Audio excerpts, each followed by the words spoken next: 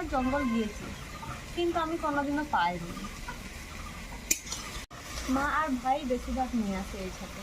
আর এই ছাতু বিশেষ করে দুর্গা পুজোর আগে পাওয়া যায় আর কালী পুজোর আগে। সবসময় এই ছাতু পাওয়া যায় না। আর এই ছাতু খাসির মাংস থেকে খুব টেস্ট, এটা আশা করে সবাই জানেন। না হয়ে গিয়েছে, এবার নামিয়ে দিই।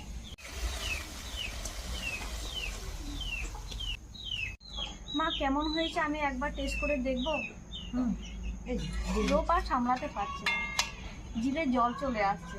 ঠিক আছে, যার জন্য আমি আগে তরকারিটা টেস্ট করে দেখবো। কেমন হয়েছে?